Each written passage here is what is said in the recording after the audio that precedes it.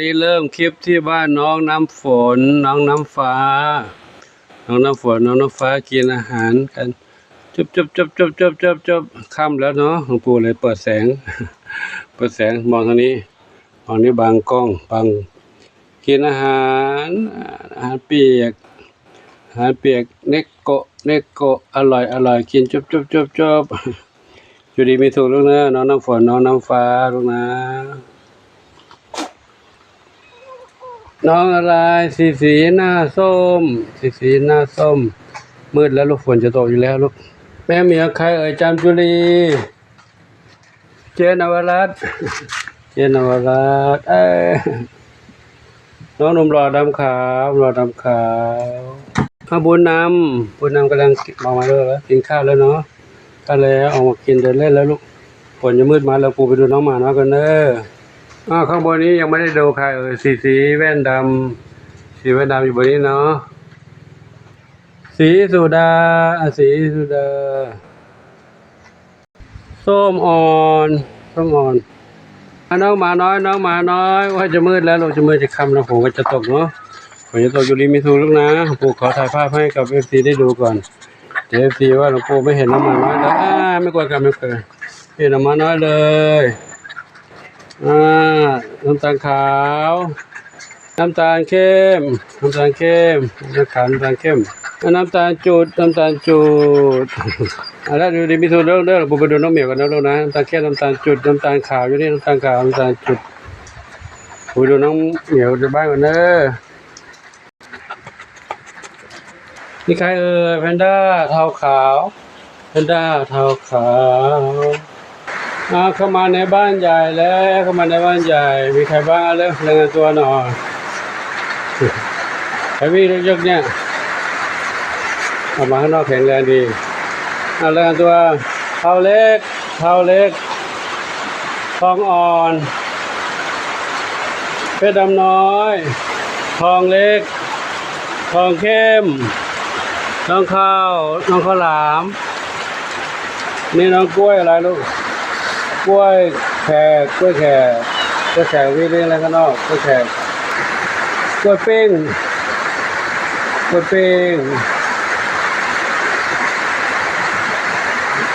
นี่น้องกล้วยลายกล้วยหอม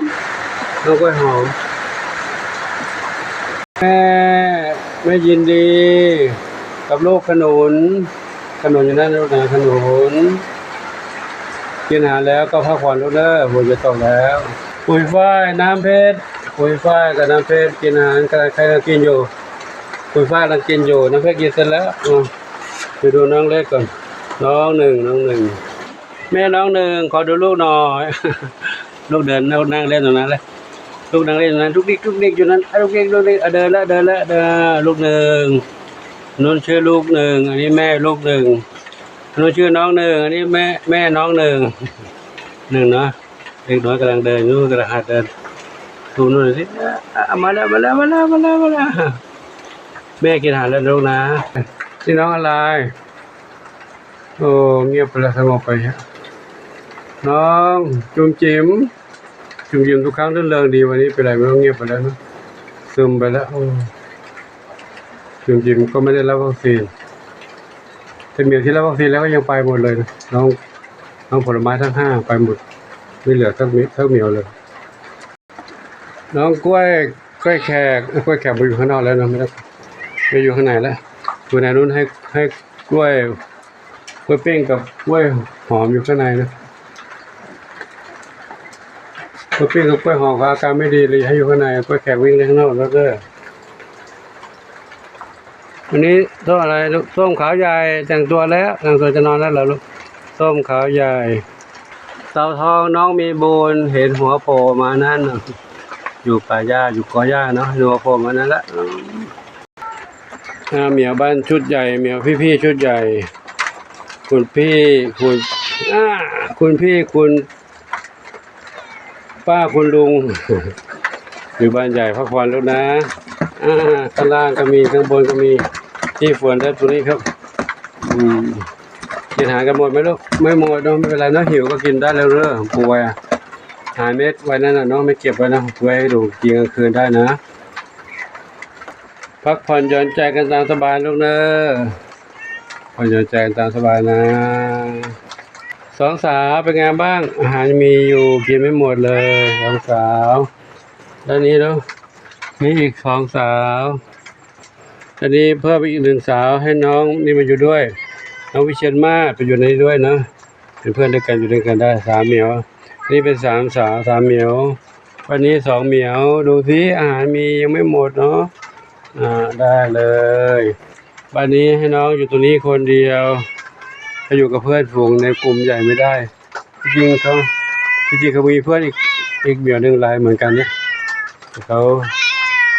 อยู่ตรงนู้นอันนี้นั่งอยู่คนเดียวเหมือนกันอยู่ในบ้านหลังใหญ่ก็ดูเขามันกับไม่ค่อยสบายใจก็เลยออกมาข้างนอกเนาะอยู่นี่คนเดียวนี่เนาะอ้อนเนี่ยนี่ใครลูกหนึ่งเดียวเดี๋ยวกินอาหารอยู่เนาะ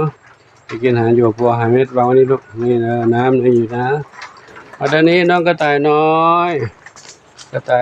สองกระต่ายอยู่ตรงนี้หนึ่งกระต่ายตรงนี้หนึ่งกระต่ายมาทางนี้ดูพี่ใหญ่ใหญ่สิพี่สูงวัยสองสาวใหญ่อยู่ตรงนี้ครบหรือยังไม่ครบอันนู้นใครดำเล็กหางกวักอยู่ข้างบนนู้นอันนี้ใครขาวเทาอยู่บนนั้นขาวเทานี่น้องกล้วยแขกตามมาลงปูมาด้วยครับเดี๋ยวให้ดูบ้านน้องเหมียวหลังใหม่ใกล้เป็นความจริงแล้วเนาะใกล้เป็นความจริงแล้วมุงหลังคาเรียบร้อยแล้วก็ให้ดูด้านในนี้ตะข่ายกั้นแล้วแต่ยังไม่รอบยังขาดอยู่นะนี่วันนี้สั่งตะข่ายมา3 ม้วนหมดแล้วได้เท่านี้เนาะมุ้งไนล่อนยังไม่ได้นะเราไม่ได้ทำตะข่ายแล้วก็หลังจากตะข่ายก็กันมุ้งข้างบนเพดานยังไม่ได้ใส่ตะข่ายเลยเนาะยังเพดานก็ยังอยู่ไม่ได้ตอนนี้ยังเข้ามาอยู่ไม่ได้แต่ก็สามารถหลบฝนได้แต่มานอนก็ต้องมีที่นอนสั่งเขาไว้แล้วยังไม่ได้จ่ายค่าของเขานะก็เลยยังไม่มาส่งให้โต๊ะสั่งไป6 ตัวโต๊ะเป็นแคร่ไม้ไผ่แล้วก็มุ้งไนล่อนก็ยังไม่ได้สั่งเนื่องจากไม่พร้อมเรื่องปัจจัยตรงนี้ได้อันนี้เสริมมาอีกสองม้วนเนาะไว้กันตัวเล็กๆเป็นตะข่ายลวดที่ FC ส่งมาให้เนาะตอนนี้เหลืออยู่นี่1 ม้วนแล้วก็ใช้ตรงนี้ด้วยกันตรงนี้ด้วยนะตะข่ายขึงไปได้แค่นี้อยู่นะครับก็ยังไม่เรียบร้อยดีเนาะก็จะรีบทำให้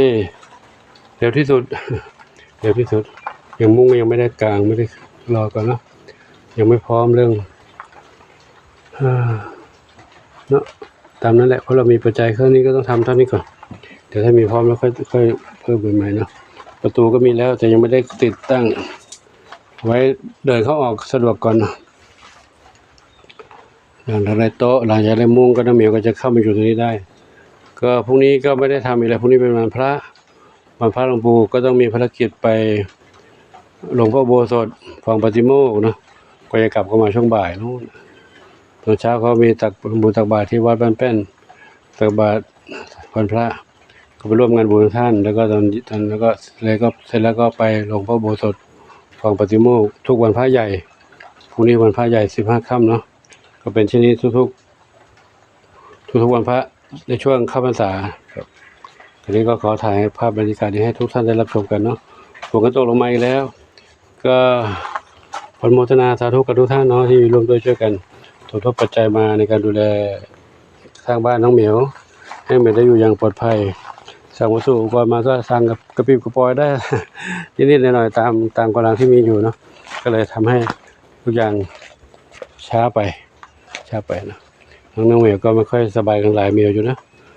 ตอนวันนี้ยังไม่มีน้องเหมียวที่ไหนต้องจะไม่จากไปนะขอจะให้เป็นเช่นนั้นเลยเนาะและพรุ่งนี้ไม่ได้อยู่ครึ่งค่อนวัน ก็จะทำช่วงบ่ายนะค่อยติดตามชมคลิปต่อไปเนาะช่วงเช้าก็อาจจะไม่ได้เห็นคลิปน้องเหมียวเพราะหลวงปู่เราไปแต่เช้าเลยออกไปบิณฑบาตแล้วก็เลยไปเลยนะไม่ได้ให้ได้เห็นคลิปน้องเหมียวก็ไม่เป็นไรเนาะดูคลิปงานบุญไปกว่าจะดูอีกครั้งก็จนนู้นนะกลับมาสบายแล้วนะครับก็มีอะไรก็คอยติดตามรับชมเนาะขอโมทนาสาธุสำหรับคลิปนี้หลวงปู่ขอจุติไว้ที่นี้นะพบกันใหม่คลิปต่อไปช่วงนี้มีสุขสาธุอายุวันโนทุกครั้งพลังแถมท้ายคลิปอีกนิดหนึ่งน้องสมาชิกใหม่ฮะเป็นไก่พันธุ์อะไรไม่รู้แต่เขาเรียกว่าไก่แจ้แต่ไม่ใช่ไก่แจ้ไทยนะไก่แจ้ไทยนี่จะพันธุ์สีคนละอย่างกันเนาะนี่ไก่พันธุ์น่าจะเป็นไก่พันธุ์อะไรพันจิ๋วเหรอมาอยู่เป็นเด็กวัดกับหลวงปู่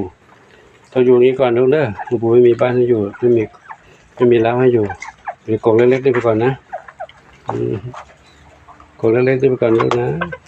มีข้าวมีน้ำกินก็โอเคแล้วนะเด้อจะเป็นไก่พันธุ์น่ารักไก่โชว์ด้วยเราเรียกไว้ดูเล่นนึงแชร์ไม่ดูเนาะกับขอโมทนาตัวเด้ออยู่ดีมีสุขลูกนะอยู่ดีมีสุขอยู่ที่นี่ไม่มีปัญหาใดๆลูกเด้อกินข้าววัดกินข้าวก้นบาทได้ไก่นะแต่ต้องหาบ้านให้อยู่ที่เขาสามารถอยู่ได้กว้างกว่านี้วิ่งเล่นได้กว่านี้เนาะแคบไปหน่อยเดี๋ยวรอถึงเวลานั้นก่อนเลยจะทำบ้านให้เนาะส่วนไก่เจ้าถิ่นเจ้าเดิมปุ่นเปี้ยนตัวใหญ่ๆยังไม่นอนกันใช่ไหมลูกยังไม่นอนกันใช่ไหมนอนก็หาอะไรเล่นไปก่อนลูกเด้อตัวผู้ใหญ่ๆทั้งนั้นตัวผู้เยอะแต่ช่วงนี้เขาสามัคคีกันดีไม่ตีกันเนาะช่วงก่อนนู้นกับตัวผู้จะตีกันเรียกสู้กันแสดงความเป็นใหญ่เป็นเจ้าตอนนี้ไม่ตีกันไม่เป็นไรนะ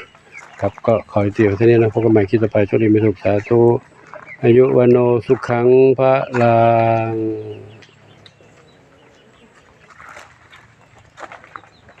บุญนำ